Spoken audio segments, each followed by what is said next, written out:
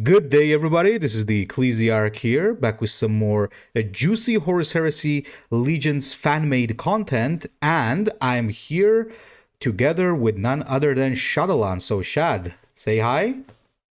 Hello there. Good to finally be vocal, not just the cards. It's always exciting for me when I get like a collab with people whose voice we never really heard, like on the videos or anything. Like same was with Ozzy. So yeah, pretty awesome to have you, man. Thanks for joining in. Thanks for having me as well. It's great to actually get to sort of talk about these things in a proper sort of dialogue rather than just making them and throwing them off into the ether. Absolutely, absolutely. And honestly speaking, it's finally good to give once again to give like an official face to competitions like these because it's always cool to see some nice fan made content, and whenever there's like a competition and whenever somebody's hosting it, it's a little more fun because of the you know it's a contest, so basically everybody gets more excited about that. So yeah. All right. So, gentlemen, as you remember, we had the Prospero event, and this was in order to honor the rotation of the Prospero expansion, which is soon going to happen, and we're going to say goodbye to Space Wolves, Thousand Suns, and Custodies as we know them, and we're going to get some new cards. So, just to kind of honor the event, we decided to make the theme of Prospero. And let me just remind you real quick, guys, the whole idea of this was that you were supposed to make cards that kind of go into the whole theme, right? For example, like it has to do it has to have something to do with the whole Prospero burning of Prospero event, right? So yeah. And before we begin, I believe me and Chad wanted to show you like our own created cards, like very simple ones, like something just to give you guys an idea of basically what we're expecting, right? So Yeah, Chad, we've got please. to show ourselves that we actually make cards too. Prove that we know sort of what we're doing. So Yeah, my own card then this first, or do you want to go first with I think we go with what's your cards yeah. first. So let's start with from Right? your card, the Vanguard Host. All right then. Vanguard Host. It is a 2 energy 3/3. It is Custodes, Legio Custodes. It has Sentinel, of course, as all of them do, unless they're infantry. But we don't use the puny humans. So what are they even doing here? But most interestingly, at least in my opinion, because I made it, it has Relentless. Each friendly unit with Sentinel, including itself, deals 3 damage to a random enemy. So the design process behind this was it wants to incentivize a wide board Sentinel Custodes deck, which doesn't really exist. It's not very good in the current meta. So yeah, it's a little nice, cheap combo support piece. Hopefully, it's pretty good. Yeah, actually, I like how it also has the higher stats because, it stays true to the Custodes theme by having higher stats in trade for like Sentinel. And yeah, we don't really have like wide Custodes tactics right now. You either go tall with some crazy units or you go for one shot usually. So this would, kind of incentivize a new style of play. So I like it. It's pretty cool. All right. In that case, Shad, if you don't want to add anything, let's move to my own card. Oh, yes, of course. Let's see. Orn Hellwinter. Do you want to take it Yeah, away? I really can't control my urge to make legendaries, so here it is. And maybe when you see a legendary card, guys, you might be surprised that it has subpar stats, right? So it's 3 energy 2/3, and it has a rally to damage an enemy unit by 3, or give +2/+2 and ward to an allied troop, right? So the whole idea of this is that, I used to play a lot of Hearthstone, and there were a lot of cards back in the day in Hearthstone. I think there are even those now that have like very low stats, but in return they have like a strong buff ability or something like that. So, with the Space Wolves currently, the way you play is like you mostly want to target your own units with ward with those buffs like the Survivor and so on, the Curse of the Wolfen. But in this case, I thought that it would have been interesting if you also had the ability to give a troop that doesn't have a ward. So basically make a troop that is not inherently that strong a big threat. But in return, like this on Hellwinter itself is pretty subpar because it's just 2/3, right? But then again, that may also be its strength because it's low cost and you can really use it as a buff, or you can use it as an extra damage to just take something out or swing tempo. or just damage the enemy face. And since it has 3 HP, the most of the enemy warlords cannot take it out, so you could even drop this at 3 energy for tempo. So I think it kind of opens up a lot of possibilities. What do you think? Ooh, I think you've over pushed it a bit here. Honestly, I think that should be a 4 energy card. That's 3 energy for essentially 4/5 of stats. That's a 4 stat cost. That's a 4 cost stat line rather, and ward or deal 3. I mean, it's basically las rifle on steroids. Yeah. So cool card, 4 energy. That's how I'd change it. Absolutely, yeah. That's exactly where the whole thing with Hearthstone comes in. I did not take into account that this is not Hearthstone, right? This is like Horus Heresy Legion, so you cannot have this much value on a 3 energy card. So yeah, absolutely. No, we're getting there. We're getting there. Next expansion, maybe. Next expansion, perhaps, because there's been some crazy stuff going on. But yeah, guys, this is exactly the reason why we decided to show you our own cards as well. Apart from the fact that we want to show you that we can make cards ourselves as well.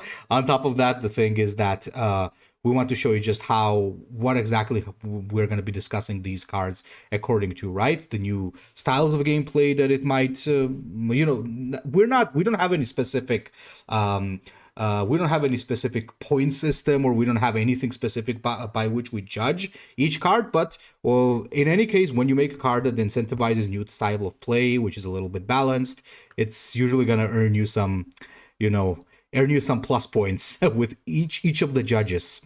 So yeah, it's all a sort of, what's the word? It's a cohesive piece of art, essentially, or a piece of gameplay. It's the mechanics matter, the art matters, the name matters, wording, all of that polish. Every little bit helps, but obviously gameplay is the most important aspect. It is a game, after all. Absolutely, I agree. So, without further ado, chat, shall we begin? Absolutely, take it away. All right, and before we start, I gotta say, guys, I'm very surprised. Like, most of you sent Thousand Suns cards. Like, I was expecting like an army of Space Wolves, but well, it is what it is. So I'm not against it at all. So anyway, I do believe that all of the cards that had been sent to me are here. But if I did forget anybody, just make sure to mail me or write in the comments. So I believe that everybody's cards are here. So without further ado, let us begin. And the first one is going to be a warlord, an epic warlord called Aget Hakoris. So Aget Hakor is the Magister Templi of the Aquile. And Psyker 1, Truth Revealed, a special card. 2 Psyker, choose one card on top of your deck and put it on the bottom. If it was a troop, give it +1/+1 and Psyker. Otherwise, reduce the cost by 1. Initiative high. And as for the special card itself, it's Truth Revealed, 9 cost Psyker. And you gain psychic energy equal to Psyker remaining in your deck. And then you choose one demon with the cost up to your psychic energy and put it in play. Ooh, pretty complicated there. Shad, what do you think? Oh, it's interesting. There's a lot of interesting mechanics going on here, but I don't see how it would really function is the problem. All of these cards you're putting on the bottom of the deck, you're never going to see them. The games don't last that long. They very rarely last that long. So essentially, the whole thing is boiled down to just the purple card, which is a one-shot, get a big demon.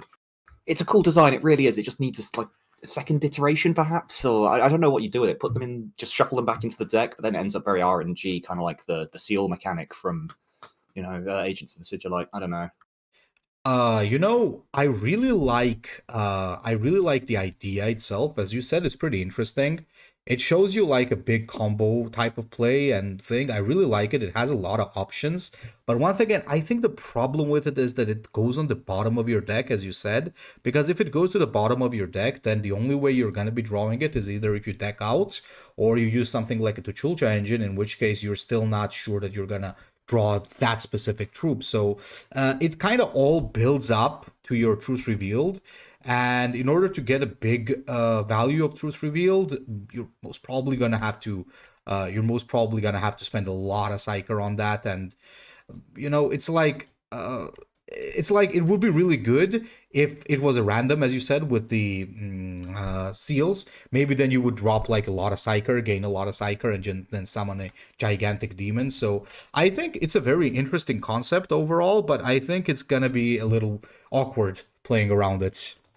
Yeah, it's worth noting as well with the Kulka engine. I don't have confirmation of this, but a lot of people on the Discord do say a choose effect actually always picks the top 3 legal cards in the deck. So it actually won't find the ones on the bottom ever, basically, unless there's only 3 left in the deck. Oh, really? I didn't know that. I don't know if it's true or not. That's a lot of people who do a lot of data mining and stuff like that have said things similarly. I'm not sure if it's true. Actually, could be. Unconfirmed.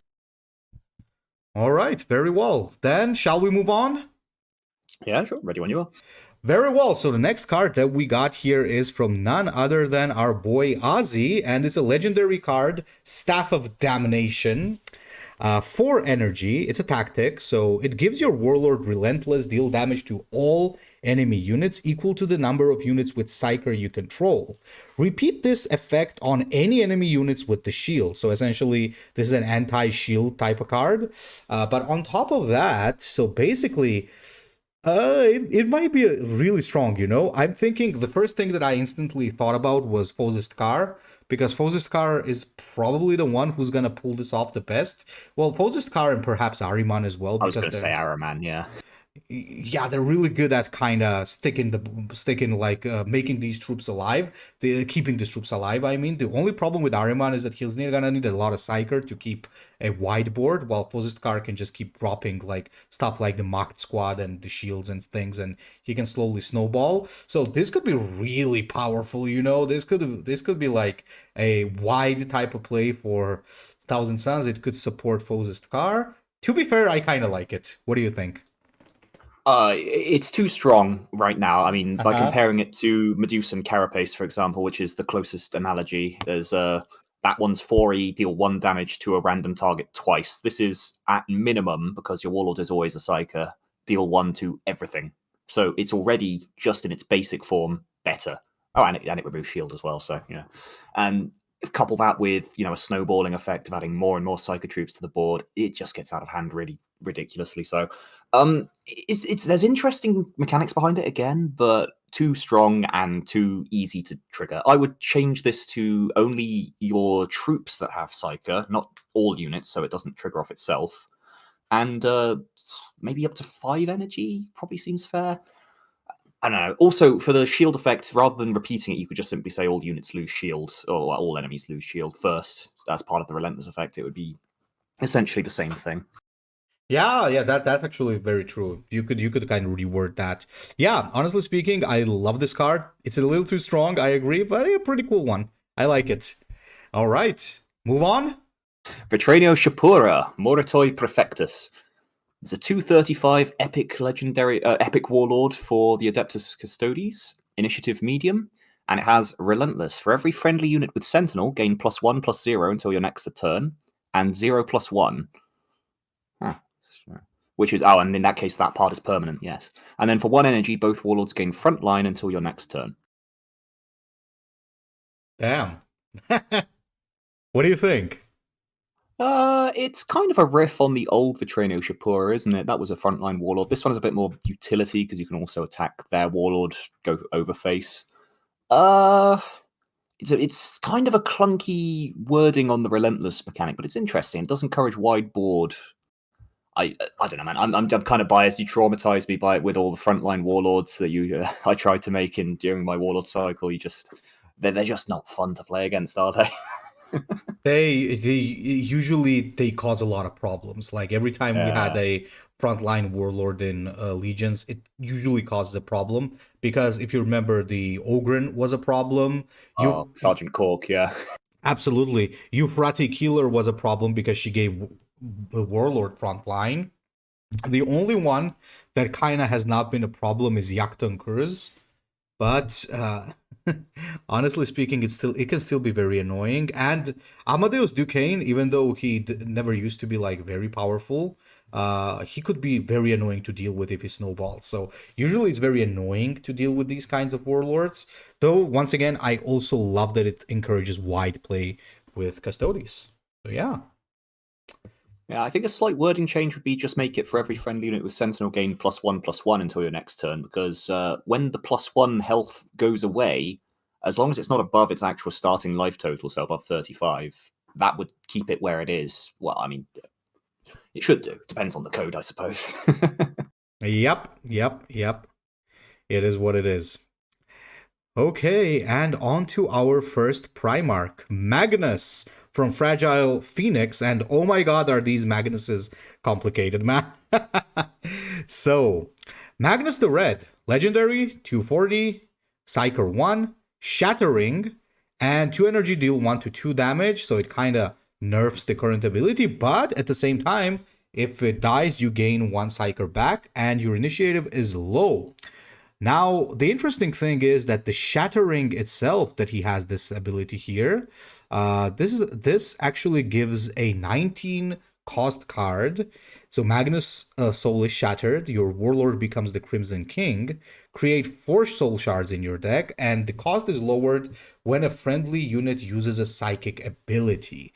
Very interesting on that part. And when you use the ability, you basically turn into the Crimson King, which is a 3 energy, 30 health, which is kind of weird because I don't exactly understand. So if you're above 40 health, I guess it reduces you to 30 because your soul shatters, which kind of makes sense, I guess.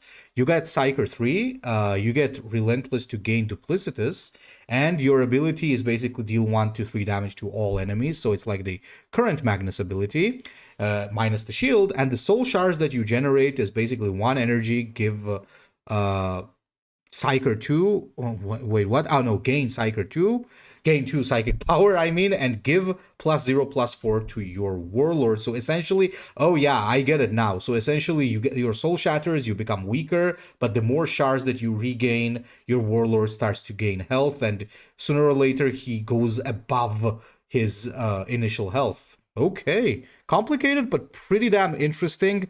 I love the whole psychic power thing because maybe it will encourage to use a lot more units that have active abilities with Psyker. Shad, what do you think? Yeah, it's interesting to note the Shattering does decrease from his own ability, since it's all units. I don't know if that was intentional or not. It does seem to make it kind of easy to, fulfill. If you hear a power every turn, it's basically playable already by turn 10, and if you can get a few more troops down, even easier. That art for the Crimson King is spectacular, though. That looks just amazing.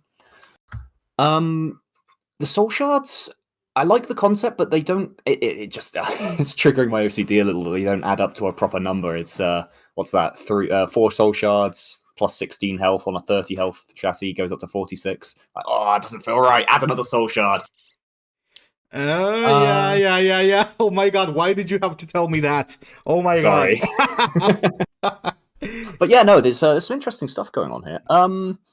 I don't know about the Duplicitous again. That seems like it unfairly shuts down Voltron Warlords quite a lot. But the Psyker 3, the AoE, it's all very reminiscent of the old one. That's Crimson King. He didn't have the wings yet, even though they are in the art. So yeah, it's fair that he doesn't have Unstoppable.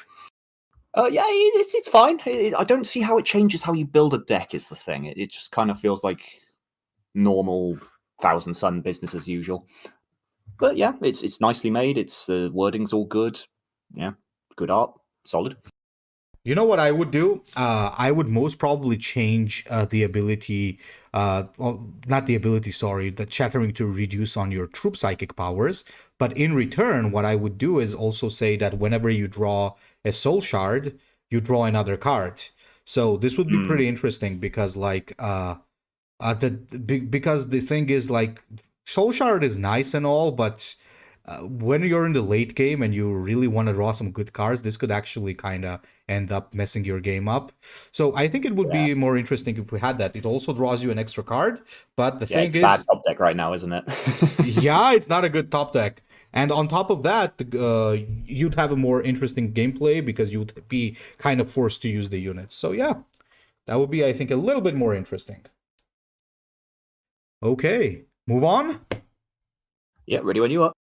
Okay, and on to the Space Wolf, the number 1 Space Wolf right now of this list, and it's none other than the Snitch or their Wordmake, or for I think it says Wordmark here, but in any case, so we got the Rune Priest that has Pack, deal 1 damage to a random enemy, pretty standard stuff, but he can also choose Runic Weapon as his Warlord power, and the Runic Weapon is basically is basically what? So it's a bit of a weird thing here, because essentially, you, as I understand, you choose the staff, and then you gain relentless until your next turn, and next turn, like once you get to choose another staff, essentially, so you waste one energy, then you activate this, and when you activate this, you gain a relentless, and you gain either great purification, worst friendship, or flash of rage.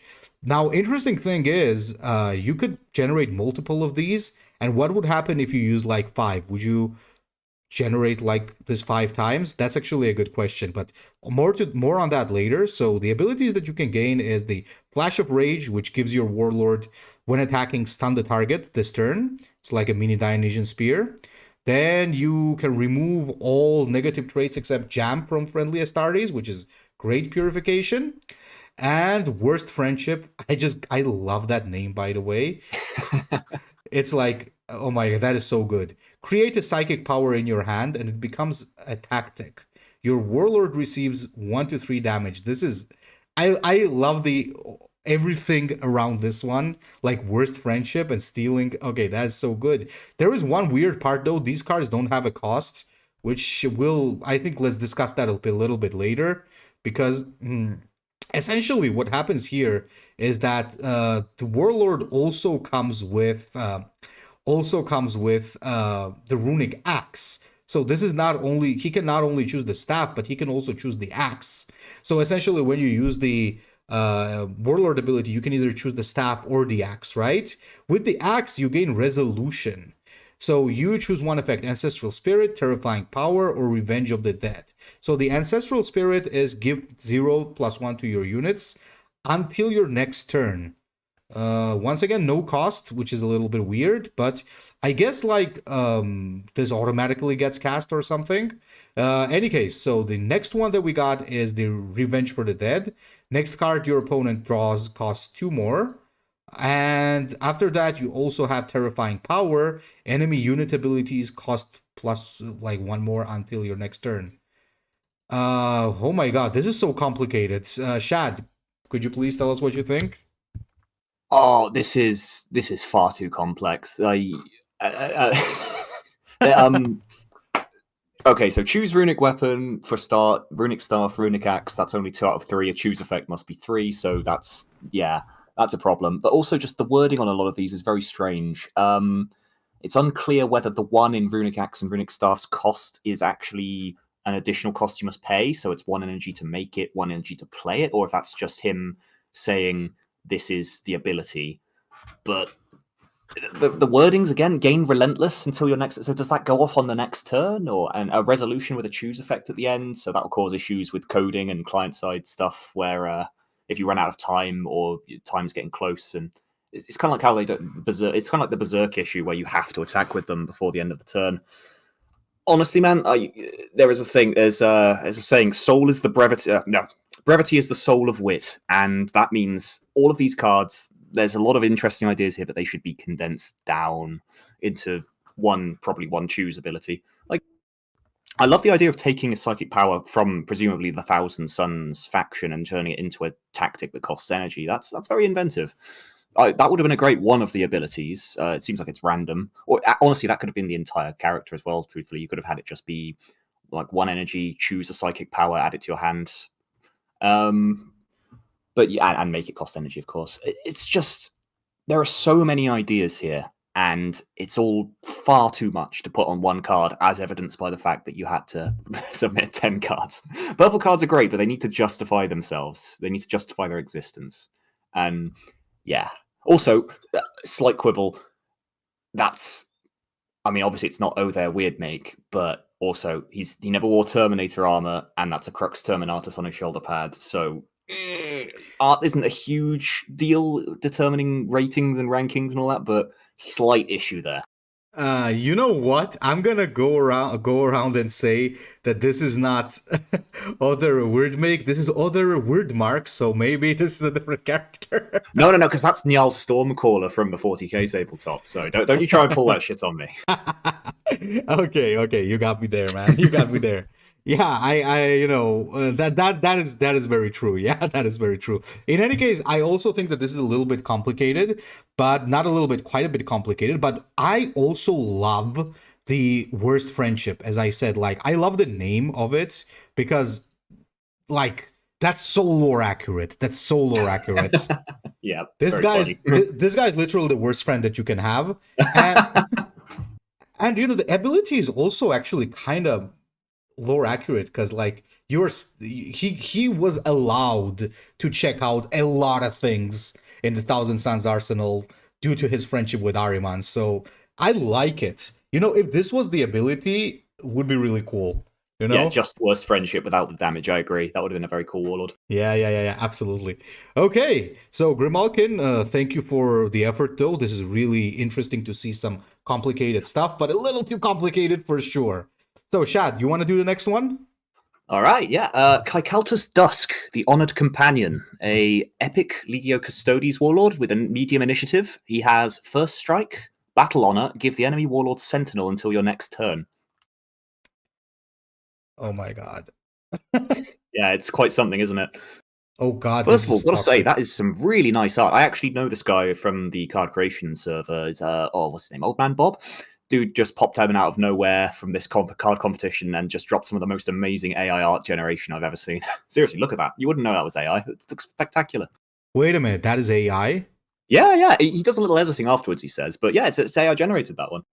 Yo, that is so weird. I was sure that this was an art, not an AI I know, art. right? I know. It looks amazing. But Wow. having said that, there's always a but because I'm an asshole.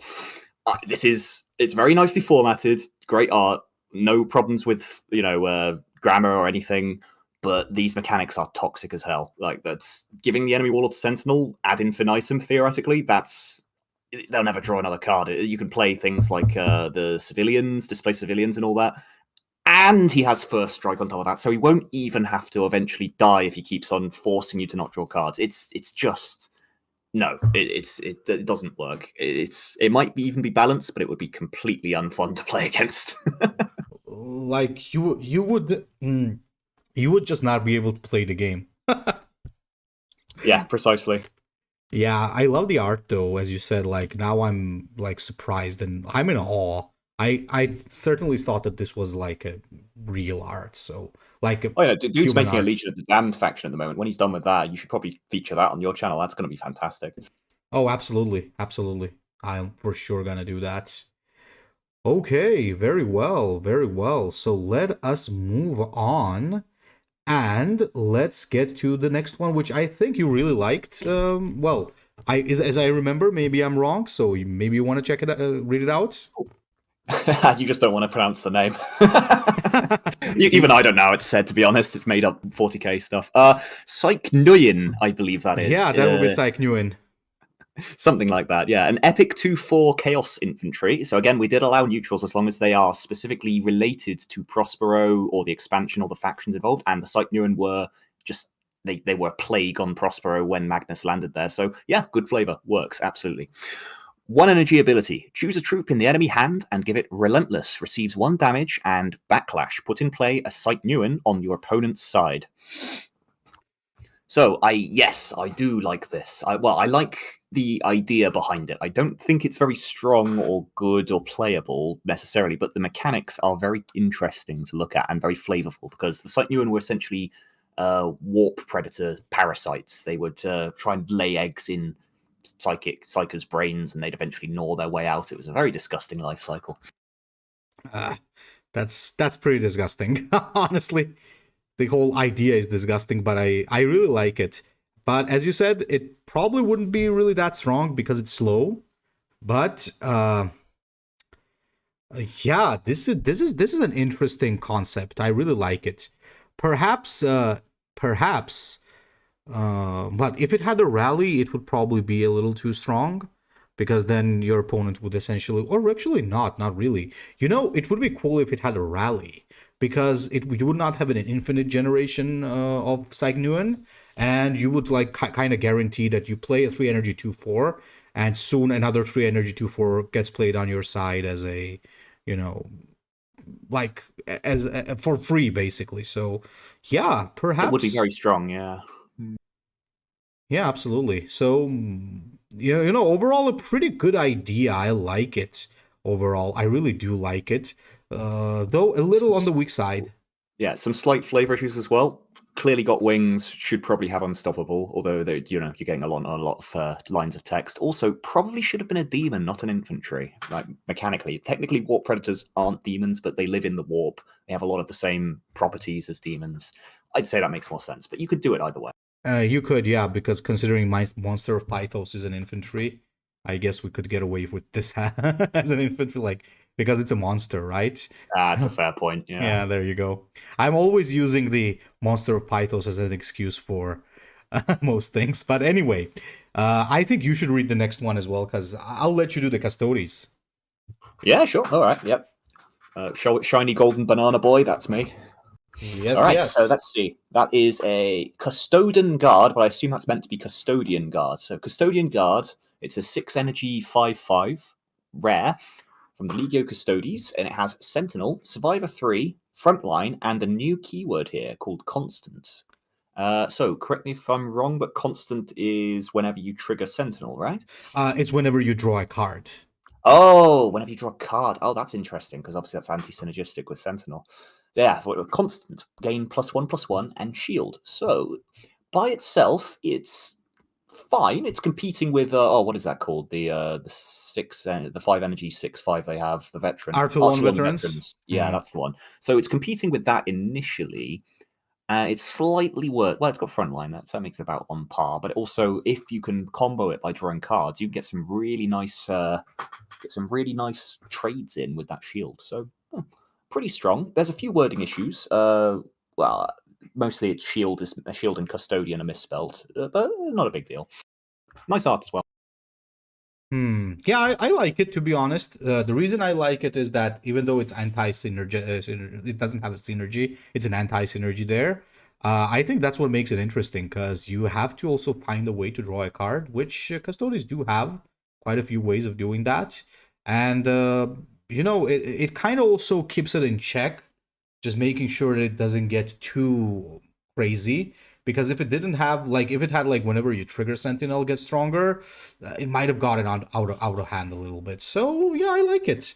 Overall, a simple and very nice card, is what I would say.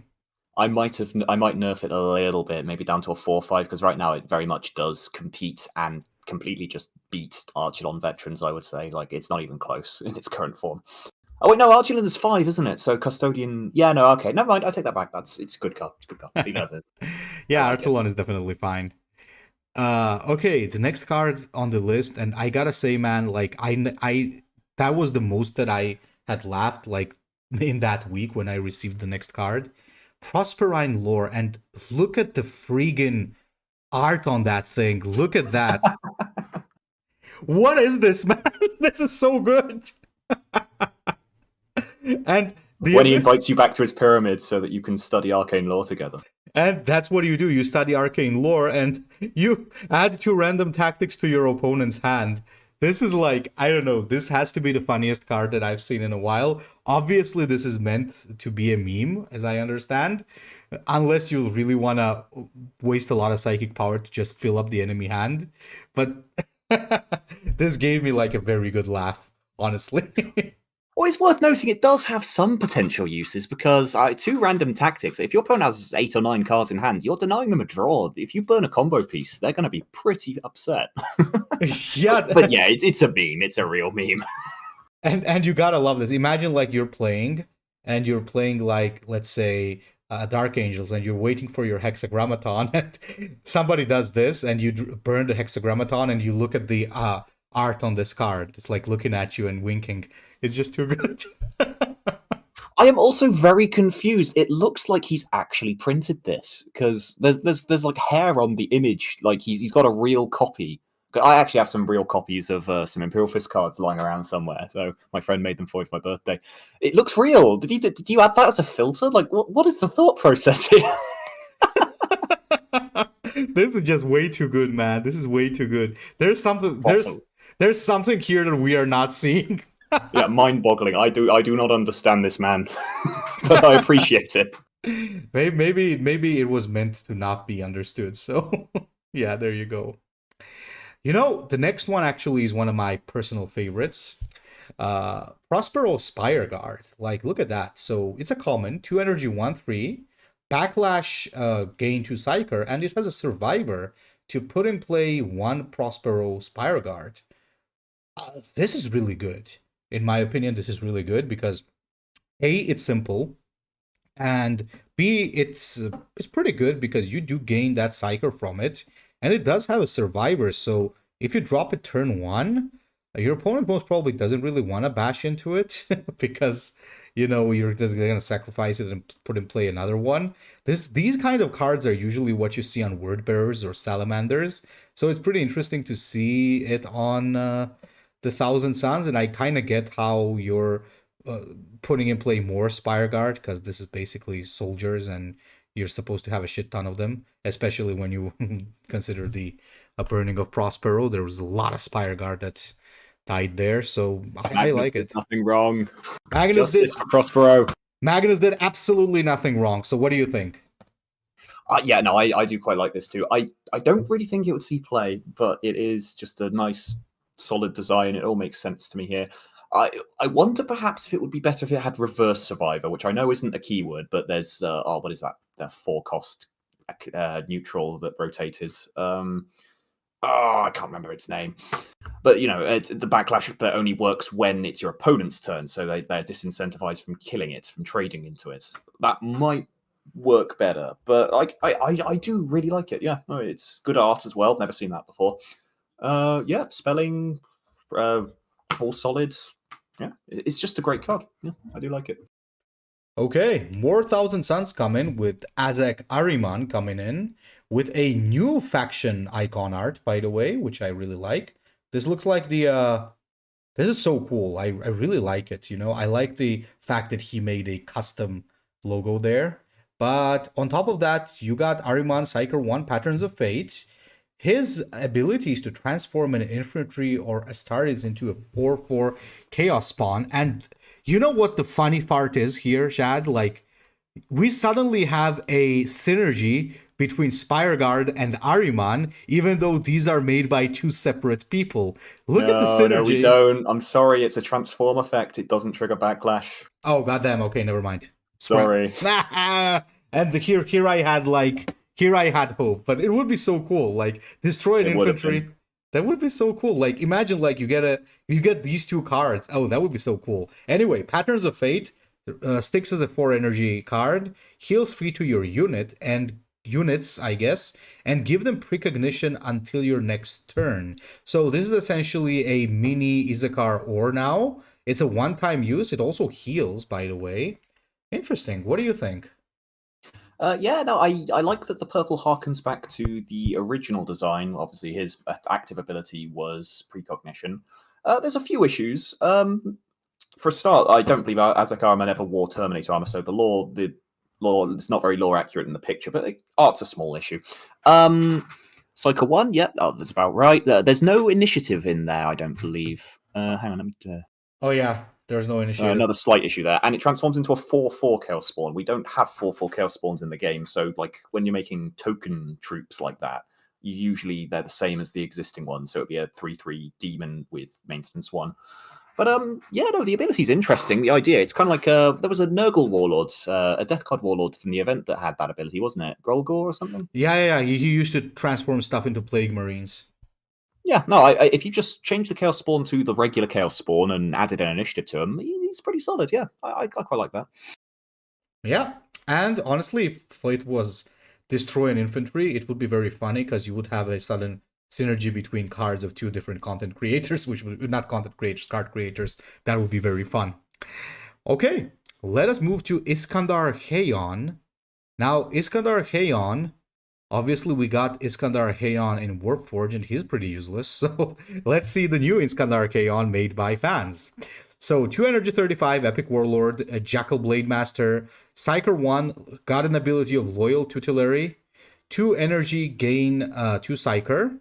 Next time your psychic powers costs one less this turn. So as I understand, the Warlord ability essentially switches, just like Samus, for example. On the first turn, you gain energy. On the second one, you reduce the cost of some stuff. And you got the Loyal Tutelary, which is to put in play Gyre, a Bound Demon, which is like 5 Psyker. And you can summon Gyre, which is, I think it's Red Gyre, which is 1 energy, 1/1, fast. Has +1 for each time Gyre has died this game. And Backlash, add Loyal Tutelary to your hand. Now, oh god, I actually like it. This is so toxic. I love it. Yeah, I was about to say toxic, but interesting. Very interesting. You going, sorry? So it basically puts you on a clock. You know what I mean? So you're essentially forced to play Race Against Time, because sooner or later it's gonna destroy you. So it's like it's pretty interesting, honestly speaking.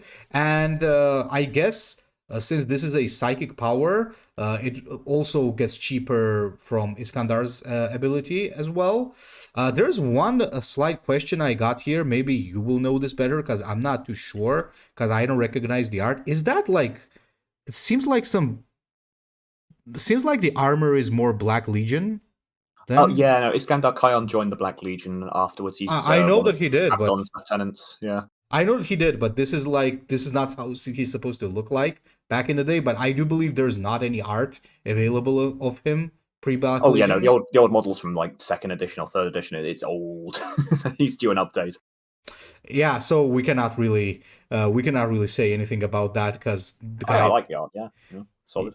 Yeah, the guy really didn't have a choice there, because there's no other art. So yeah, absolutely cool card. I love it. I'll be honest. Yeah, I mean, I'm fine with art as long as it's, it fits. It doesn't have to be exactly them. It's just, stuff like wearing the wrong gear or wrong color schemes and that sort of thing. But yeah, it's not a big deal, but it does affect the card a little.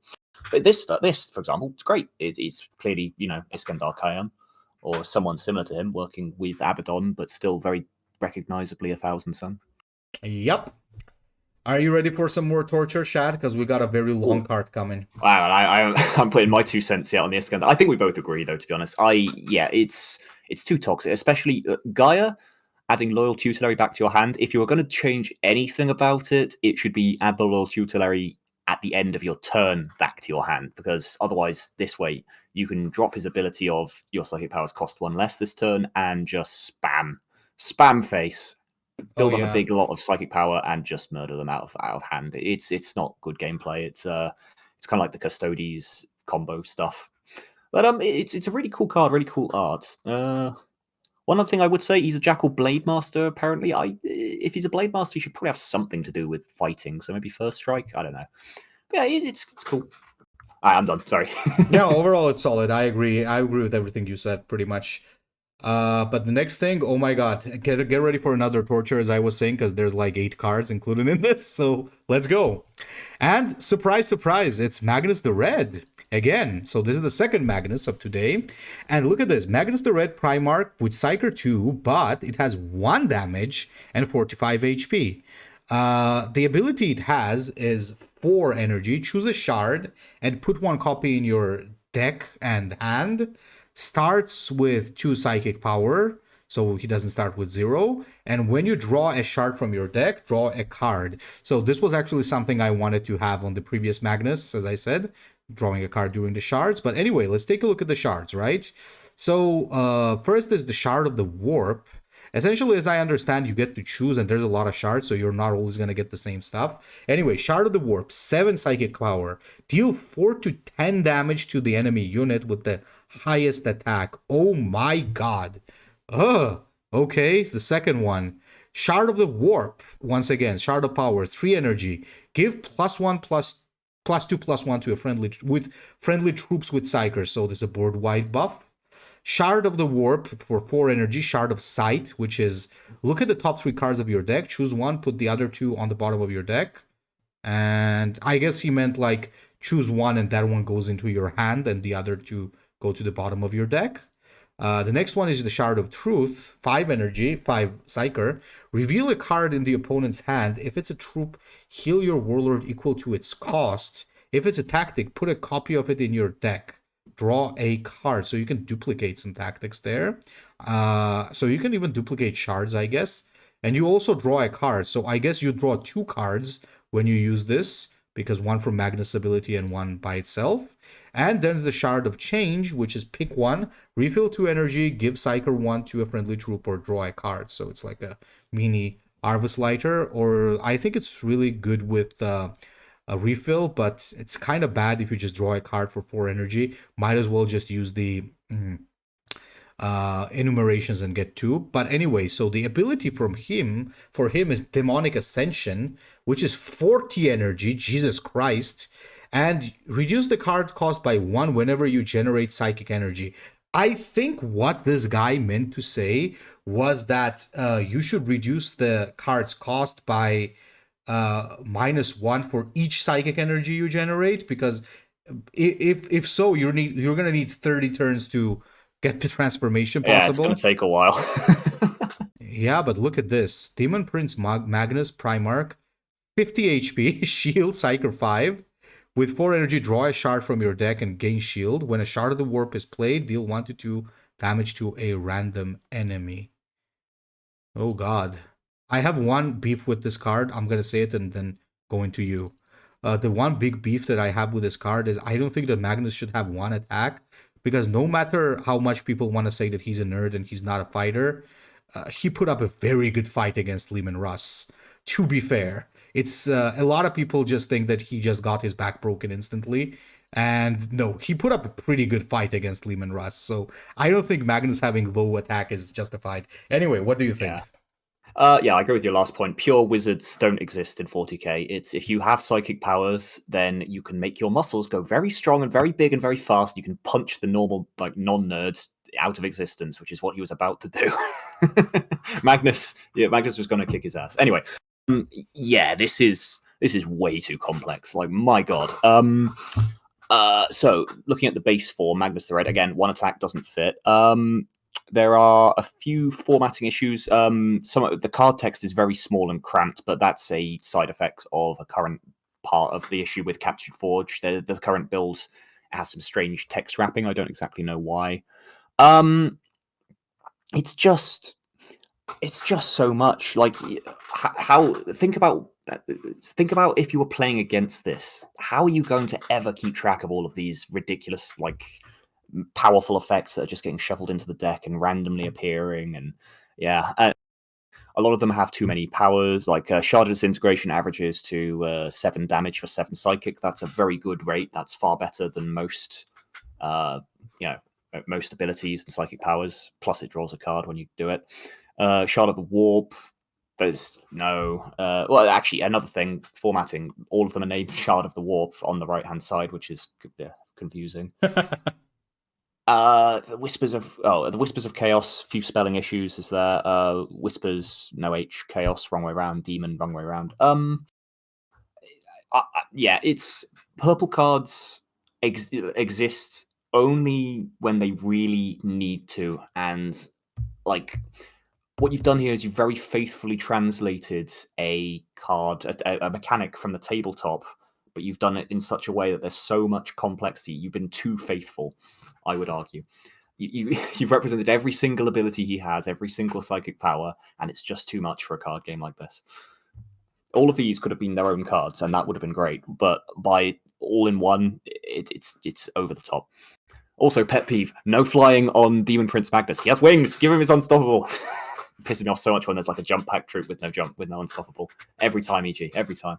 Yeah, yeah. A lot. Don't feel discouraged, man. Like, this is good. Like, there's some good ideas in here. Just, you need to simplify and condense. That would be my advice. Honestly speaking, like, I'm not one to speak about that because I love complicated shit. Like, I did some uber complicated stuff mostly when it was Midnight's contest. Well, maybe not all of them, but Slanesh was like super complicated and Zinch was super complicated. So, yeah, I do agree with what you say, but I'm not one to talk about it. So, okay. All right. So, I guess we move on. And Shad, we got a very special case here, because this is a case where a creator made not only the cards, he also made voice lines. and I guess we're going to I'm going to just include those voice lines like after the showcase of his cards, and you guys can listen to it. But anyway, let's take a look at what we have here right now. So basically, we have Magnus the Red. Magnus the Red, once again, another Magnus, chosen of Tzeentch. He's got 2 Psyker. He's got 2 Psychic Power ability to draw a card. If the card has Psychic cost, reduce the cost by 1. So Magnus with card draw, and he can draw the card for Psyker. You know, that's something that I always wanted to have because Thousand Suns really struggle with card draw. Still no unstoppable unwinged Magnus, unfortunately. I was about to say. He does have Chosen of Tzeentch, though, which basically is 40 energy once again. Well, what's wrong with you people? Why are you doing Magnus so dirty? 40 cost, I mean. Magnus ascends to Chosen of Tzeentch and reduce the card cost by the same amount when you gain Psychic Energy. So this is the text that was supposed to be on the previous guy. Most likely, yeah, most likely. So it's very interesting that we have like 2 guys with very similar thing. Both cost 40 and both are thinking of reducing the cost by the amount. And basically, just the thing is that with one of these, it's worded correctly. So when he becomes the Chosen of Tzeentch, it's once again the art that you really liked. It's just zoomed out a little bit. His attack increases. And his ability basically is that when you gain Psychic Energy, deal equal damage to all enemies. Oh my god! Jesus Christ. So with the mission, double City of Light, and the Horned Raiment, I think you get a total of 7 Psyker or 6 Psyker with that. Oh my god, that's... The missions are mean, though, but realistically, yeah, 5. 5 is very achievable. Yes, it is. Yes, it is. And he also has the ability, 10 Psyker, create Wisdom of the Crimson King in your hand. And the Crimson King Wisdom is 0 cost. Choose 1 effect. Your units gain Psyker 1. Your Warlord gains Precognition. And your units gain Ward. Oh, Jesus. What the hell? This is so powerful. Oh my god. I I think this is a little bit too powerful. What do you think? It's too powerful, but it's a good design. It's very interesting. Uh-huh. I do have issues again, as always, because I'm a nitpicker. But yeah, no, Magnus the Red, the base form. I really like that. No unstoppable, but again, theoretically, since this is set during the Heresy, he doesn't have his demon form yet. So if you just change the art, that would work fine anyway. Just give him his normal, big red boy without the wings. It would be fine. But yeah, Chosen of Tzeentch, again, that seems fairly costed. You are reducing it by 2 every turn yourself because he generates 2 Psyker. The Reckoning is where it's very powerful and should maybe have a few tweaks. So Psychic Energy, deal damage to all enemies. That's really oppressive. That basically just ends the game against a board-based deck. Make it just deal damage to a random enemy, just 1. That's a lot fairer, I would say. And still powerful. I mean, doming someone for 5 every turn to the face that hurts. I like the ability. It's very expensive, but it kind of feels like it justifies it. However, this is one case where you don't need a purple card. You could have put all that on the regular card. Well, I guess there's not room. It's tricky. Choose 1. Units gain Psyker 1. Warlord gains Precognition to the next turn. Units gain Wards. You might be able to cram it in there. But yeah, it's cool. It's a very cool design. And again, no unstoppable. Give him his unstoppable. He's got wings. Wings. Unstoppable means flying. But yeah, I like it. I like it quite a lot. Yeah, I like it too. Honestly, this is really, really good in many ways. Once again, a little bit overtuned, I guess, towards the Reckoning part, but I really like it. There's already like a couple of combos that come in my mind. Like, imagine like the, Flesh Change would be really good on this Magnus, and you could really afford to have something like that as well, because the thing here is that you essentially do what? What happens is that you have a card draw. So by doing Flesh Change, you gain another card as well. So you can get away with including cards like that. And it's really, really good. Yeah, overall, solid card. I think you need to read the next one. It's a Custodes. Yes, Loyalist. Yes.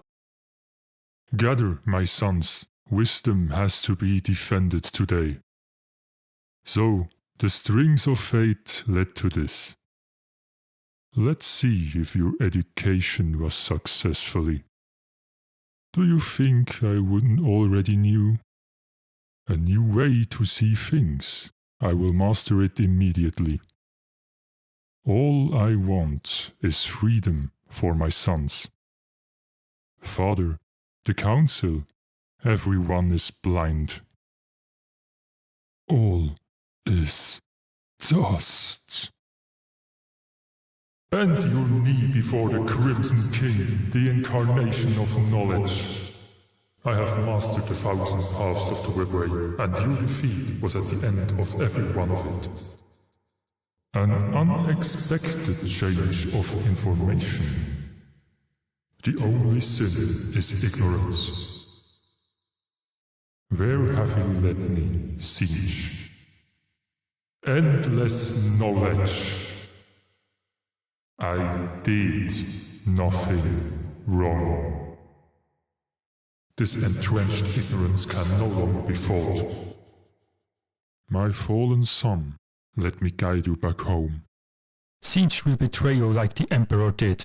Don't make this fault twice, Father. You are more father and teacher than the Emperor. You always were. Athenian Master, wisdom needs your blade now. My steel is guided with your knowledge, Master. The flesh change is taking you. We need to act now. It's too late, Master. Stop me. You will regret this path in future, brother. It's not too late to turn back. Step back, Wolf. You have been deceived. I need to save my sons, brother. Help me, and wisdom will be yours. Only if you join me, brother. Fanatism is not wisdom, Loga. Don't forget this. You have led Horus and my best son to ruin. I will send you there too. First you incite against magic, now you use it? Despicable. Let's seek for answers, brother, as we did long ago. I already found them all in one word. War. Rage, demon, burn this blindness to the ground. Open your eyes, Constantine. The Emperor lost his path long ago. There is no neutrality this time, Chagatai. You have to choose. Wisdom or foolery. And I thought you knew enough about sacrifice. Show me every way the future beholds. Don't be a fool. Horus will betray you. Axiom. This is a 7 energy 8/8 vehicle for the Legio Custodes, epic rarity, and it has Sentinel, Frontline, and Rally. If you have no other troops, gain shield. Overall, it's fine. It's a big body that gets in the way. If you compare it to equivalents like I've forgotten the name. It's a 7 energy 7/9 with Frontline. This thing compares quite favorably. I mean, the Rally to gain a shield is nice, and the stat line is roughly equivalent. Slightly worse. 7/9 is better on a Frontline, but it's not a big deal. Vehicle typing is, however, a downside in the modern format of Horus Heresy Legions because of the introduction of ordnance. So, yeah, overall, it's good. I would probably play this in my Shapura deck, honestly. Shapura combo. It's a good roadblock. The shield kind of pushes it over into playable status. Not strong, not weak. Perfect. Just perfect balance. Yep, absolutely. I really think that this is a good design, overall. Like, you got a big front line, it has a cool rally, it has the Sentinel obviously there. Pretty once again, simple and very good. Like it. I would rate it pretty good. Okay. Slight format yeah. issue as well. No colon on the rally. Oh, really? Yeah, it's only a slight thing, but again, like the whole point of this is, after all, we're elevating. Everyone can learn from everything, so it's almost perfect. And keep on like checking things, man, because the next card I'm sure will be like absolutely perfect. Keep submitting, like it. Absolutely, I agree. Now, next we have Ruviel Arvida. So, the Sergeant of the Thousand Suns, who has who's basically epic, 235. It's got an ability called Malkador's Legacy. 2 Psyker, deal 1 damage to all enemy units. This really shows the it's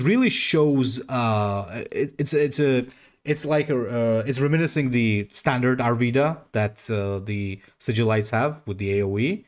And he's got Malkador's Legacy for 30 Psyker. So he gets infused with a Shard of Magnus and becomes Janus. Reduce the cost by 6 Psyker for every 1,000 Suns Astartes that gets murdered. Okay? So, essentially, you can make this card very, very cheap very soon. And then you get Janus himself when you transform. You get Survivor 5. You get... Worth noting, that's not in the card text, so that might be a mistake there. Oh, there might be, yeah. Who knows? Maybe it's meant to have it and he didn't put it in the text box, or maybe it's not meant to have it and he didn't mean to put it on the banner. Yeah, could be for sure.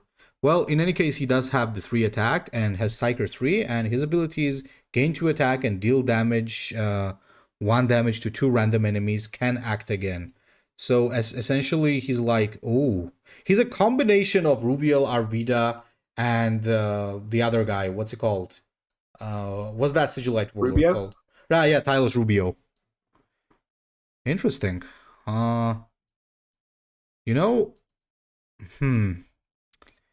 Honestly speaking, I think this is very similar to Sanacht in a way later on.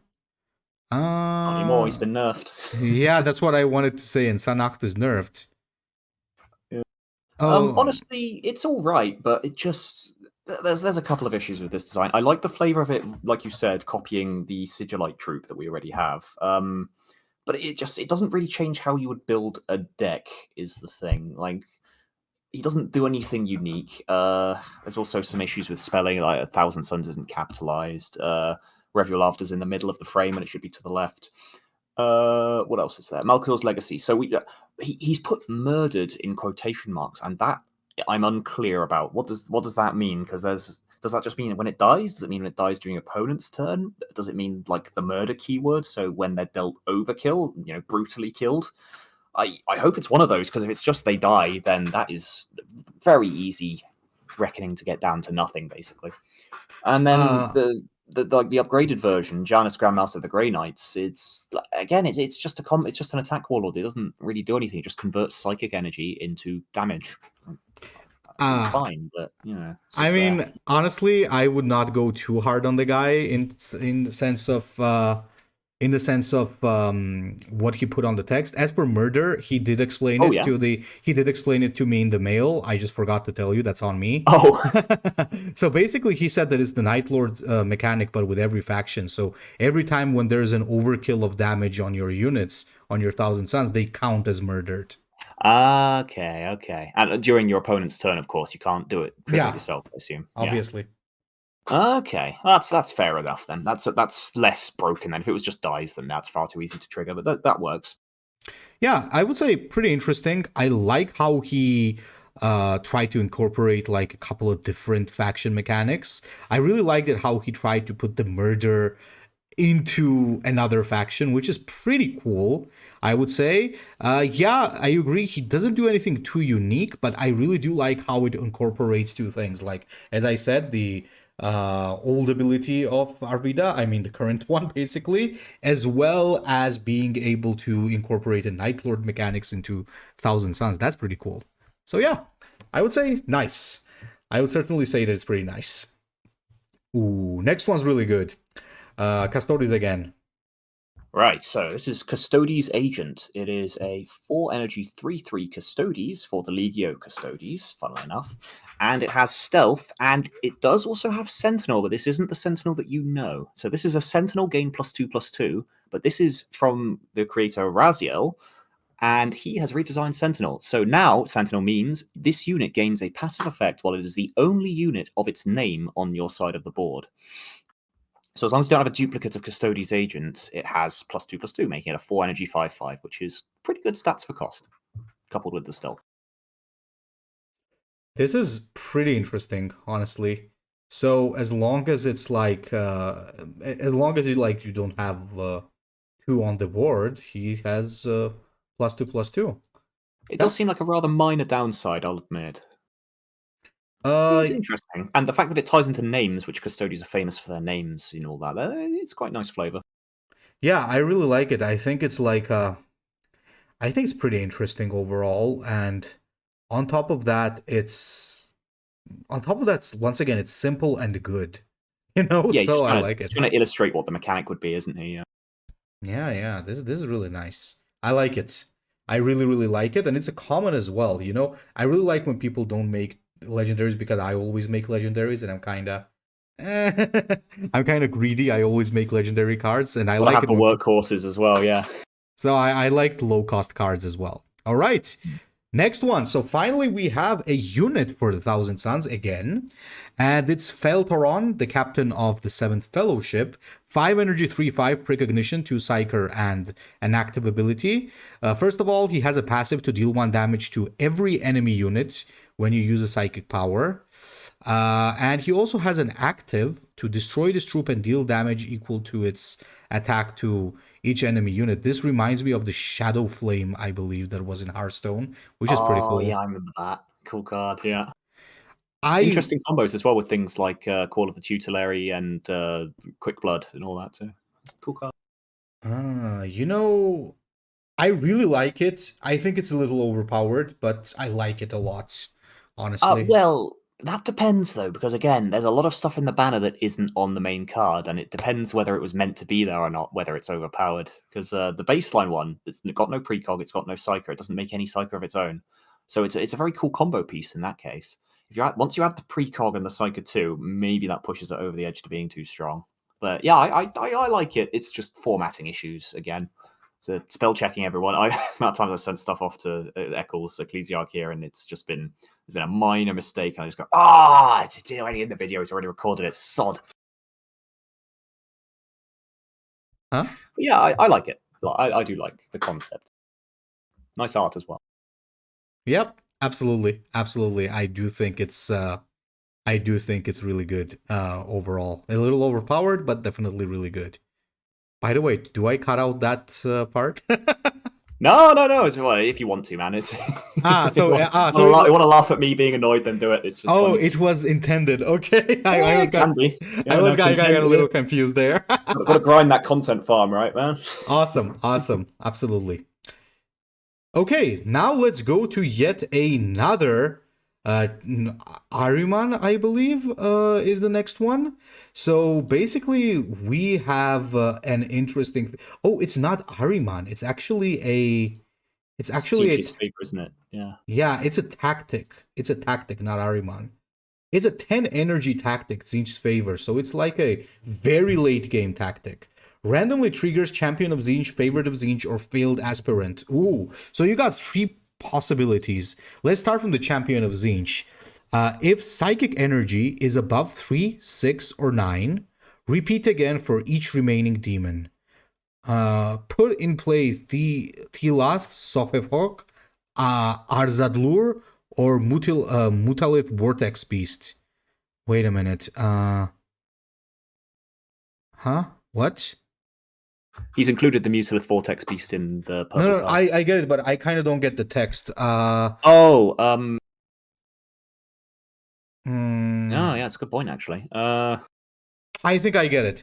I think basically what he does is that you put in play Tilath, but if you have higher energy than 3, you also put in play Sofepok. If you have higher than 6, you put in play Arzadur, and if you have, for example, 9, you put in play Mutalith, but it's randomized, right? You put 1, then you put the other. So if you have higher than 9, you put all 4 in there.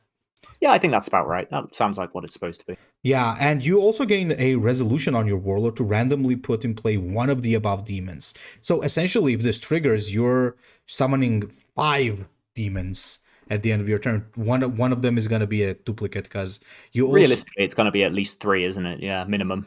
Yeah, absolutely. I think that's going to be. So speaking of the Mutalith Vortex Beast, as you said, it's a 3 energy, not 3 energy, sorry, 3 attack and 9 health. It's basically a demon, has the greater demon sign, can't attack, maintenance 3, resolution, destroy a random enemy troop, Return a random enemy troop or take control of a random enemy troop. Triggers twice if you have Psychic Energy 5. Christ, this is strong. This is a little too strong. I think it should at least get destroyed at the end of your turn or something, because this is like very, very powerful, man. This is like, I don't know. Okay, we'll come back to this in a second, but let's take a look at the favorite of Tzeentch, which is your Warlord gains Psychic 3 ward and gains Resolution Heal 3 to a random unit. So essentially you become an unkillable tank. And Failed Aspirant. Wait a minute, what? Your Warlord becomes Colossal Chaos Spawn. Attack becomes 1 to 5 each turn and heals the amount of total psychic energy used the entire game. Okay, so essentially when you transform, it has 0 HP because your HP will be equal to your current HP plus the heal, and your attack is set by random each turn. You gain Battle Honor, put in play 1 or 2 Chaos Spawn, and you gotta sacrifice all demons attack by themselves once, and Warlord gains Survivor 5. It also has Berserk. So essentially you have to play, you're kind of forced to play Manifest Destiny or something like that, else you're never gonna trigger sacrifice, right? Okay. That depends on how the spaghetti coding works. It might function like that if it was put in the game, but I'm pretty certain the EG have said they can't put sacrifice. No, they can put sacrifice, but they can't put backlash on Warlords. I think it should work. I don't know. It's hard to say. Yeah, it might. It might. Maybe this is like the final fuck you to the opponent. So that. I mean, it's clearly intended to work. So yeah. Okay, so yeah, this is a pretty obviously. I know you're gonna go about the formatting, so might as well tell us. Oh, okay. Well, I mean, I was going to complain about the randomness first, but I mean, I know it's flavorful for Tzeentch to be very random, but there's a limit, all right? Because card games already have built-in RNG because of draw order and other things like that. A little RNG is a good spice, too much, and like it's just a clown fiesta, as they call it in Hearthstone. It's a coin flip. There's some good stuff in here, but I honestly, again, all of these feel like they could have been their own cards, so they shouldn't have been one card. Champion of Tzeentch, this one, not a huge fan of. It's just too much out of nowhere. It's 10 energy, answer this or lose the game. And yeah, and also the massive amounts of maintenance you'll take means you don't get to do anything on your next turn either. So it's very, what's the word, polarizing? Yeah, it's not a healthy design. Favored of Tzeentch for 10 energy, it's just a very strong Horned Ryman, I guess, although it doesn't always hit your Warlord, which is nice. But yeah, that's probably a bit strong as well. And like you said, Mutalith, that is, again, that's a really cool concept for a card, but it shouldn't be part of Tzeentch's favor. It should have been its own thing. Resolution Destroy, yeah. Take Control as well. It's just, no, it's too powerful, too random, too, like, they either have a removal for it or they lose. It's as simple as that, really. Failed Aspirant is cool, but it has mechanical issues. One thing, it doesn't say set your health to that amount, it says heal. And if you try and heal above your actual maximum health, which in this case is 0, it doesn't heal. So you would just become a 0/0, try and heal for like, I don't know, 20 or 30. You'd still be a 0 health Warlord, and then you'd die. Or your sacrifice would trigger, who knows? It's unclear. Yeah, a little bit confusing for sure. Yeah, all of these could have been their own cards and should have been their own cards, basically. And again, formatting issues as well. There's also a lot of strange things in the banner that aren't there in some other things, like Greater Demon isn't in Mutalith Vortex Beast's text when it's on the banner. Failed Aspirant has Berserk, but it doesn't say that on the in the text, although, again, it turns into Colossal Chaos Spawn, so maybe that has it. That's like an event Warlord, isn't it? I haven't seen that in a while. It's in the campaigns sometimes, I think. Yeah, no, they're too random, and there's too much text crammed into one card. But again, very inventive ideas, man. Keep workshopping these sort of things and keep submitting, because these are fun. They're just a bit much. Very well, and people really do love that Ahriman, because here comes another one. Azek Ahriman, Chief Librarian. Psyker 1, Defier of Fate. And you know what? I love the name, because he will take arms against the Fates. that is inevitably his. He's got psychic power with the warlord as a warlord ability. Deal 2 damage to an enemy unit. If it dies, give a friendly troop precognition until your next turn. So I assume, and Psyker 1. So I assume this should be a random friendly troop, because I think currently EG doesn't have the coding to let you choose something on a troop once you destroy an enemy troop. But yes, probably it should be random. And the Fire of Fate is 3 energy. Replace your warlord's ability with 2 energy. Deal 2 damage to a unit. If it dies, create a random psychic power in your hand. It costs 1 less. Ooh, this is kind of spicy. As I had, there's like a small mechanical issue there, because I don't think this game currently has the ability to do what this guy wants it to do. I think it should be random. And I like how it gives you a choice. So essentially, you can play for giving precognition to your units and Psyker, and it's until your next turn with the precognition, which is fine. And on top of that, there's also an ability to change into a different type of Ahriman. So if you don't really want to play for those units, you could always create psychic powers. So maybe towards the late game, when you already have a lot of psychic generation, you could want to do this. Or essentially, maybe you want to like farm psychic power with the unit that you buff with the previous ability, and then you do the other ability. That is really good. That is really, really good. Okay, so what do you think? I really like it, actually. It's got a lot of interesting things going on here. It's all formatted perfectly, which is great. Well, except for the random, like you said. Although EG do actually word things like that. I don't think it's good because it doesn't specify, but by default, if they don't, then yeah, it's random. But the Psycho 1, the Fire of Fate is interesting because, like you said, it's like 2 warlords in one. You can once you've thrown your whole hand out onto the board, you're top decking, you can switch over to Defier of Fate and try and farm a few psychic powers. It turns into a value engine. Until then, you can support your board with precog and psyker.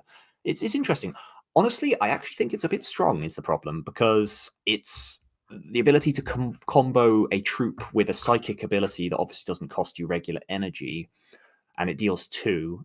Basically, that lets you put a lot of precognition psyker troops into play that your opponent can't really interact with, and that snowballs very quickly with Thousand Suns. So I would change that to deal 1 damage, I think, but it is otherwise that's a very cool card. I quite like that. Yeah, make a good aggro deck, which is kind of weird for Azeg, but I like it. It makes you play differently. It's good. Yep, absolutely. Perhaps you would want to give us the Skalwalder Grey Hunter. Oh yeah, loyalists. Yeah, okay. I won't do it in an uwu voice, although it is tempting. Skaldwalder, Grey Hunter Squad. It is a 5 energy, 4/6 epic Space Wolf, Astartes troop. And it has a new mechanic here, Hunt. So Hunt is sort of like a rally. It means when you enter the battlefield, you choose an enemy troop. And in this case, once you... hang on, what does this... So once you take out that read it unit, off again, actually. Yeah, I don't really remember. Hang on. Yeah, it's like, I believe, when you take out the enemy troop with this unit, the one that you marked with Hunt, then you fully heal. I don't think is that how it's supposed to work? Because I think this is a passive ability it has that is only active when that troop is dead. Oh, is that how it's supposed to function? So, like, as long as that troop is dead, this unit basically full heals whenever it kills an enemy unit. Oh, okay. Let's actually read it. How the creator Sombrero tell us. Sure. Let me read it out. So he says the mechanic I came up with is Hunt. It functions similarly to a rally effect, and you choose an enemy troop before you put it in play. The Hunt will trigger once the set troop with the Hunt mechanic will attack and kill the selected troop and survives. So you were right. Yeah. Oh, yeah. So yeah, it's like that. It's like that. Yeah. Honestly, then it's going to sound very arrogant, but I like my interpretation of that better than the previous one, because the previous one is very narrow. Like, this thing doesn't have flank. It's not. You're aiming for a troop that might not even be there next turn. It might kill itself on something else, or it might trade. It's never going to trigger unless you cheese it and give it flank. So it's just not a good mechanic. It doesn't function unless you intentionally break it. So, but yeah, it's an interesting idea. Also, again, there is something in the banner text, Ward, that is not on the main card. Don't know if that's intended or not. This is why I never put anything on the banners. I just don't use the banners. I don't. They lie to you anyway in the game, so like, who cares, right? The amount of times I've been tricked by a Mark of Chaos, like, oh, Marcus Slanesh, I can't see the terror symbol. It must not have gotten Marcus Slanesh, and then free trade. Oh. You know, But yeah, it's cool. It's interesting. It's new design space. It's an interesting keyword. But yeah, I think it just needs a little bit more of a second pass. But yeah, keep developing that, man. That's interesting. Also, slight formatting issue. There is no space between Skuldvolder and Grey in, the right hand text. Yeah, otherwise, good work, good work, man. you know, I actually think that maybe the unit itself is not good, but the mechanic, I like it. Imagine like some of the Space Wolf flanking cards, as you said, with Hunt. Could make some interesting things happen. So yes, it would be like a glorified Battle Honor, though. So there's an interesting. This is basically Battle Honor that kind of triggers on a specific unit. I guess you could make some stronger abilities on it. Yeah, you know what? I would say might as well have it at Battle Honor, and just have it as a worded unit, or you could have. You know what you could have? You could have a Hunt as not choose a unit, but to choose a unit type, like infantry or Astartes or something, and whenever you take out that unit type, then it should happen, because otherwise it seems like a weaker Battle Honor. But overall, yeah, great idea. I love it, and I think it definitely deserves to be developed even more. Now, more Thousand Suns. Fakra's Fall, Moritat of the Hidden Ones. Ooh, Moritat. Okay, Psyker 1, Order of Blindness. Friendly unit psychic abilities cost 1 less. Okay, and 3 Psyker, give a +2/0 and deal 1 damage to 2 random enemies. If anyone dies, can act again. Oh my god. Okay, I think what it means is give +2 to your unit and deal 1 damage to random enemies. And Order of Blindness, 10 energy, 10 Psyker, your Warlord gains Psyker 2, and when you put in play Thousand Suns unit in play, it gives Psyker 1 and Precognition until your next turn. Oh, brother. I think this is a little bit way too strong. This is too powerful, I think. Honestly. What do you think, Shad?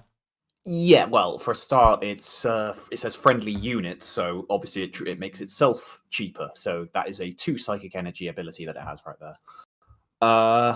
Yeah, it's too strong, but it's interesting flavor. I like what he's doing with the Moritat, because Moritat obviously are they're dual wielding assassins basically in the tabletop. So the dealing 1 damage to 2 random enemies, 1 for each pistol, guns akimbo, like that. Good flavor. The friendly unit psychic abilities cost 1 less is also a very interesting design aspect, although flavorfully it doesn't fit with Moritats, because Moritats act alone. That's kind of their whole thing. There's a lot of good ideas here, but they don't all sort of blend together into one design. So I would say develop that into 2 separate warlords. One of them that does cheapen all of the psychic abilities of your other units, because those abilities usually are not very good. So actually making them better is cool. And then again, the Moritat like you have. Also, yeah, the ability is unclear. It's not sure whether it buffs him or if it buffs a troop that you own, or yeah, it's strange. Initiative high, yeah, that's fine. The Order of Blightness, that's Blightness isn't a real word, so it should probably be Order of Blight or Order of Blighting. I don't know, Order of Radfag. I don't know. There's lots of 40k-ish words you could use there. But 10 Psychic, gain Psychic 2, give it Psychic 1. That's very strong, but it's hard to get to. So, well, it's somewhat hard to get to if you get a nut draw with flesh change and all that. There's a lot of good ideas, but they don't all work, and the balance is iffy. So yeah, this has potential. Keep expanding on this one, I would say, mate. Whoever made this one, it just says it's labeled Cinch. Yeah, absolutely. This is a very interesting idea, but at first I said because like you got unit psychic ability cost less, so you might as well just make it troops and make this ability too. And on top of that, I think it's a little too strong.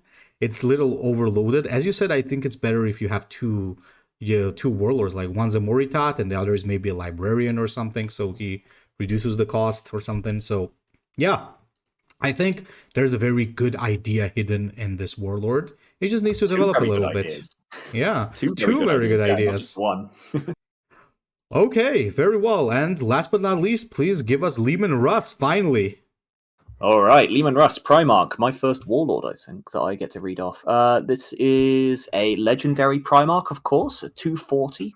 He has a Reckoning, which we'll get to in a minute, but his base form also has Battle Honor. Trigger a random friendly unit's pack and heal them by 1. He also himself has a pack which says reduce the unit's Reckoning cost by 2, and that is the only way to reduce the Reckoning. It doesn't have one natively, so... It's worth noting, by the way, though, mate, you could have removed that text and put it on the Reckoning. It wouldn't have made a difference either way, and it would have made Lemon Russ less cramped, and you got lots of free space on the Reckoning. But it works. And then he finally has a Reckoning form, 340 as usual, pretty standard for those. The Wolf King. He has Berserk because, as we all know, Lehman Russ has terrible tactics and rushes into things without thinking. Ward, which is a very powerful ability to have on a warlord just unconditionally, and pack gain +2/+0 until your next turn. So overall, let's see. It's nice art used. I always appreciate that particular art piece. He just looks very threatening. I actually see him using his sword a bit. I like the Battle Honor. That's a very interesting sort of activation of pack. It's not just a simple 2 energy, activate a unit's pack. You have to work for it a bit, but it is interesting that it works that way. And also the heal, that can be a bit snowbally, but it's interesting. The Wolf King's ability, I don't know, he's just kind of generic. He's just a lot of damage, which is fine, but you're going to play this guy mostly the same way you're going to play any other deck, which is Space Wars, which is you put all the best packs in and you put all the flanks in, and then you go face. But is he better or worse than the original Lemon Russ? I like this design more than the original. But it's basically the same function. What do you think, mate? I think I absolutely like that it's kind of simplistic and savage because it's Lehman Russ, and he's supposed to be a simpleton in a way. Maybe Angron is the only one who's even more of a brainlet than him, but so he has literal brain damage, so he has an excuse. Yeah, that is true as well. So yeah, so in any case, I think it's I think it's really good overall. I like that it also has a Battle Honor in a way to trigger pack. I think, you know what? I think it's good. I like it. For me, it's really good. As you said, like, better if you put that text on the Reckoning. But despite that... No, actually, that's a good point, though. I didn't think about that. It does say a random friendly units pack, so it can heal his own pack. It can trigger his own pack, rather. I didn't think about that. So, yeah, fair enough. I take back my comments about that. Oh, you're right. Because this is a... Oh, yeah, absolutely. Absolutely, you're right. So this should be there. Yeah, well, you know what? I say overall a really good card. So this is a very, very nice card overall. I like it. This is the only Lehman Russ I believe we got, and it's pretty good. I absolutely like this card. And yeah, I believe that was the last one, right? I think that was the last card.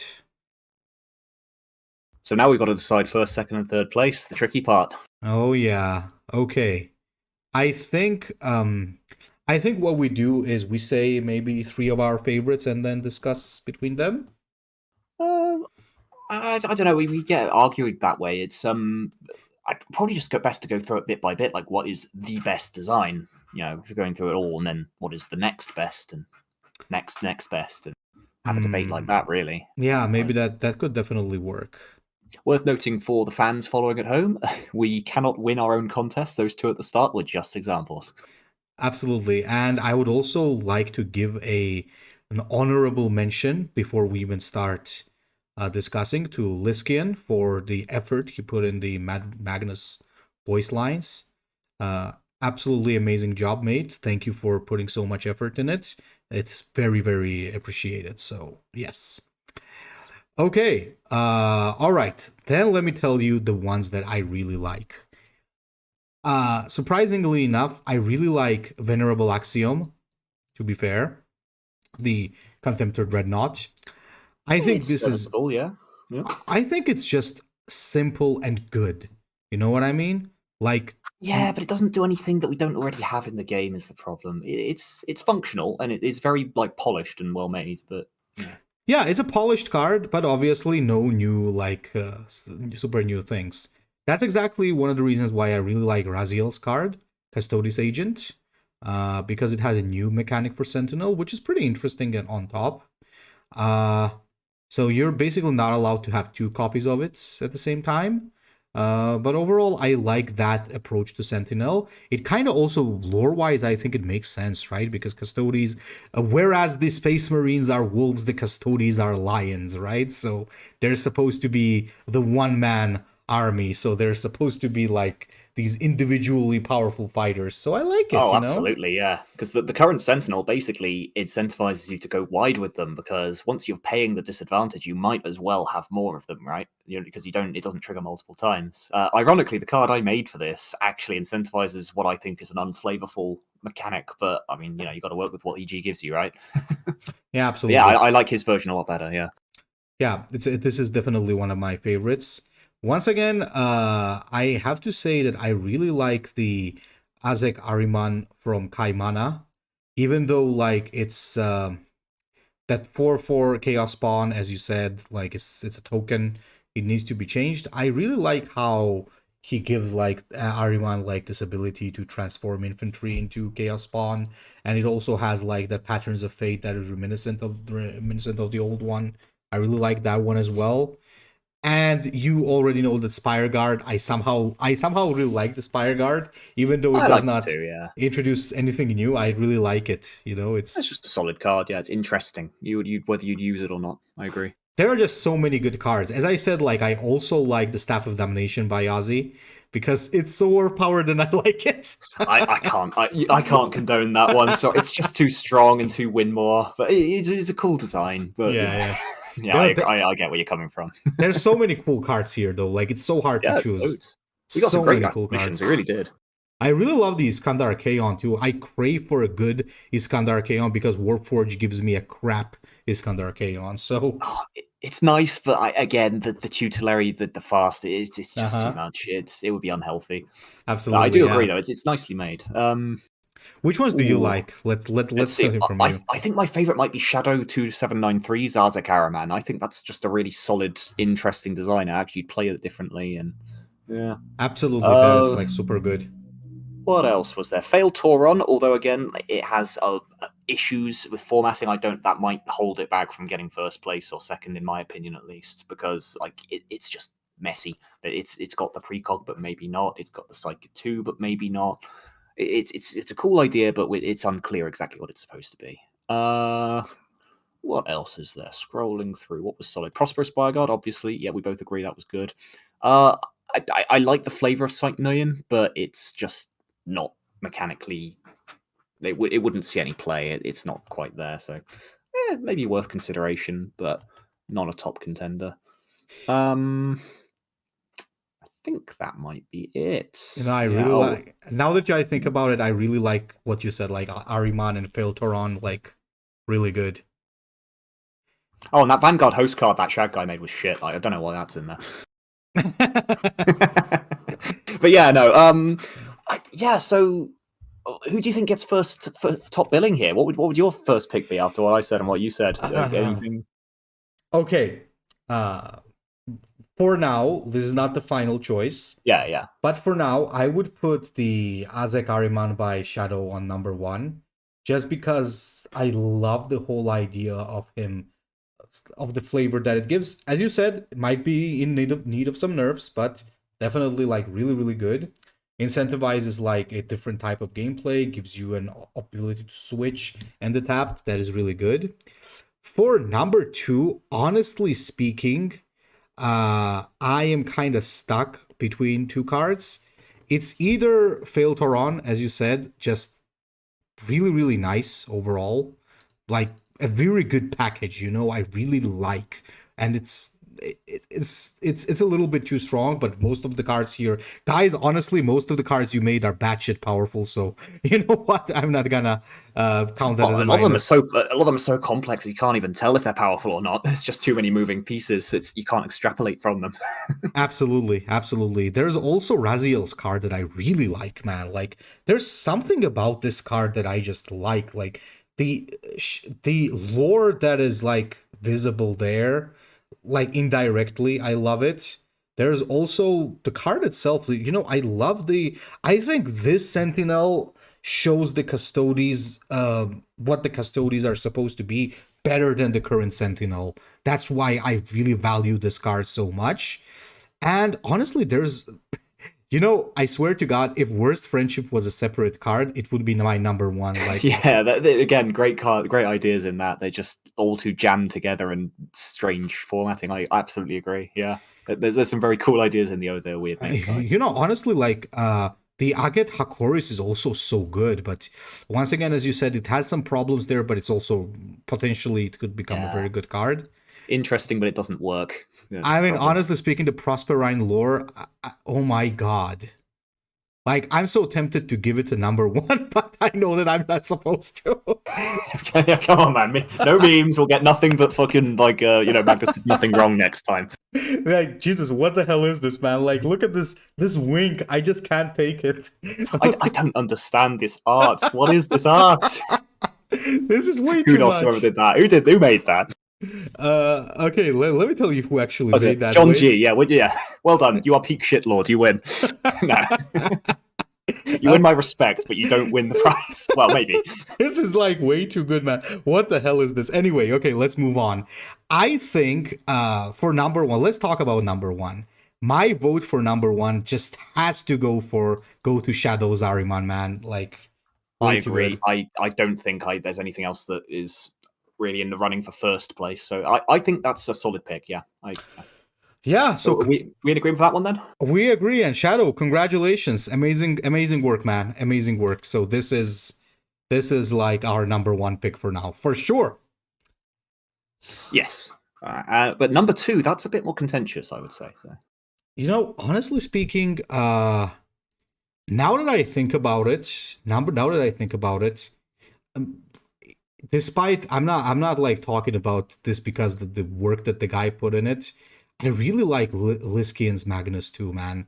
Like the card draw Magnus with Yeah, it's not bad actually. Yeah, it's relatively simplistic. It doesn't have too many purples, and obviously you do made voiceover lines like, "Wow, that's going above and beyond." that it's a little bit too powerful, obviously, but does have potential. And most of the extra power is in the Reckoning form, so theoretically you have earned it by the time you get there. So yeah.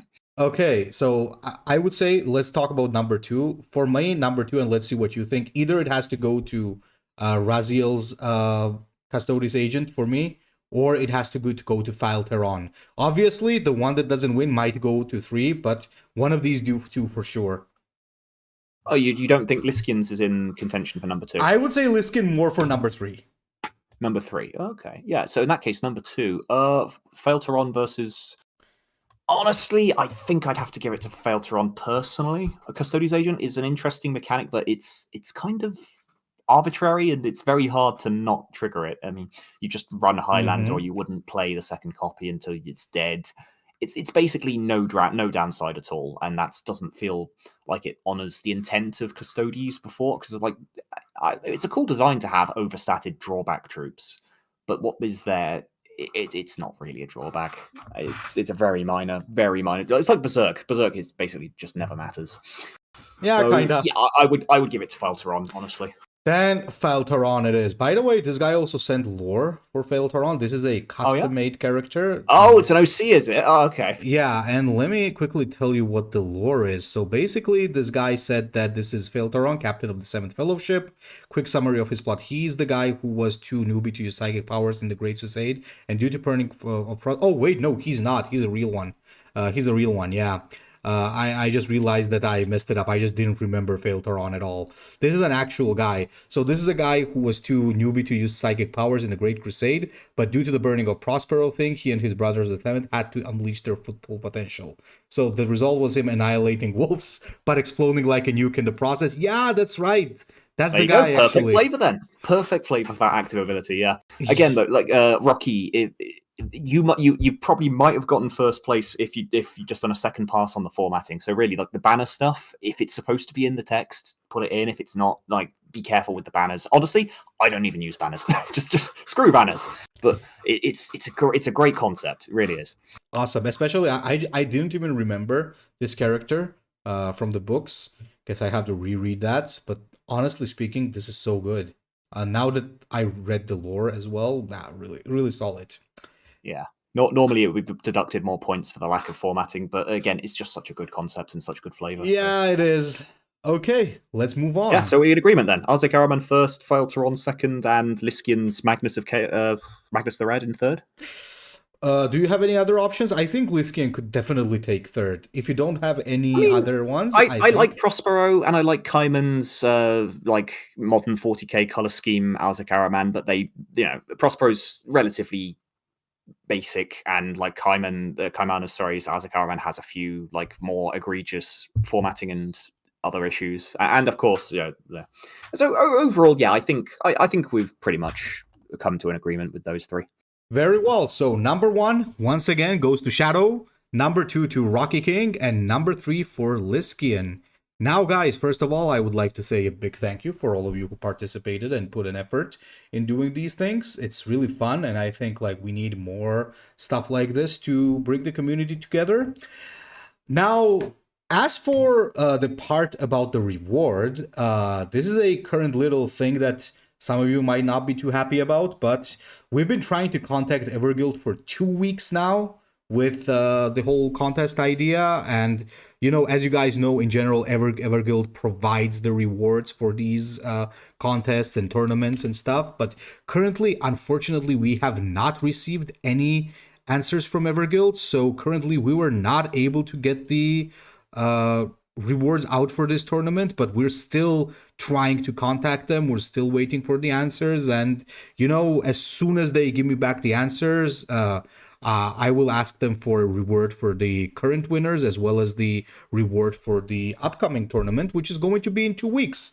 And we'll of course keep you posted on that. We'll make an announcement. So thank you for your patience in advance, because this is something that we really didn't think that would happen, because like in 2 weeks, I was kind of sure that I would get an answer, but, so we'll keep trying to contact them on that matter, and, as soon as we get in touch, we'll have the rewards out as well.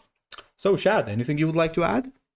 Well, no, just congratulations to the winners, and again, to the people. I know we were hard on the amount of people that put too many purples in or things like that, but ultimately, that represents a lot of work and effort, so even if they didn't work out this time, like, well done for all the fucking work that you put in. That was, some of those cards are insane. So congratulations to everybody, because there's just some good stuff in here, really showing what the community can think of.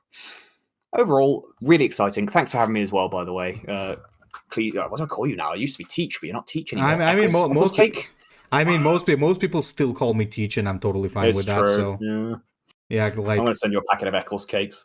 They're yeah. Thanks for having me, and we will hopefully see you in 2 weeks' time with the next one. I can't wait to see what that will be. Absolutely. So I'm looking forward to the next thing. So me and Chad are gonna decide on the format of the next tournament, and we'll let you guys know. So once again, thanks a lot, and Teacher and Chad out, boys. See you soon. Okay.